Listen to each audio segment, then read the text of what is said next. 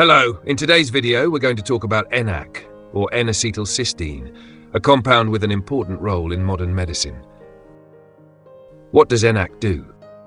NAC is a potent antioxidant that helps reduce oxidative stress and protects cells from damage caused by free radicals. It is also well known for its ability to detoxify the liver, especially in cases of poisoning. Medical uses. When is NAC effective? Acetaminophen, paracetamol, overdose.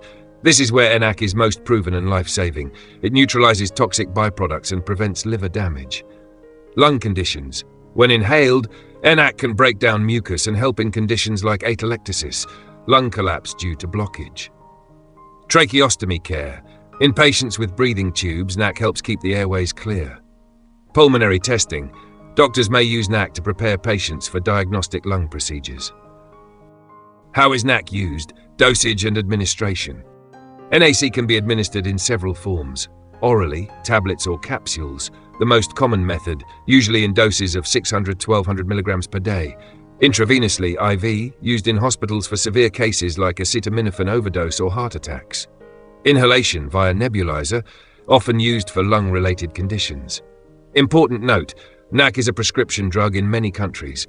High doses should only be taken under medical supervision. For children, oral doses between 900 to 2700 milligrams daily for up to 12 weeks are considered likely safe. What to know before using NAC? Do not use NAC if you are allergic to acetylcysteine.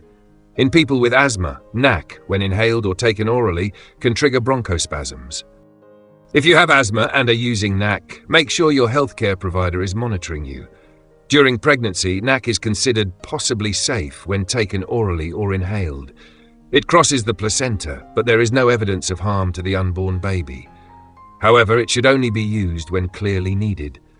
NAC may increase the risk of bleeding during and after surgery, so it should be stopped at least 2 weeks before any scheduled procedure.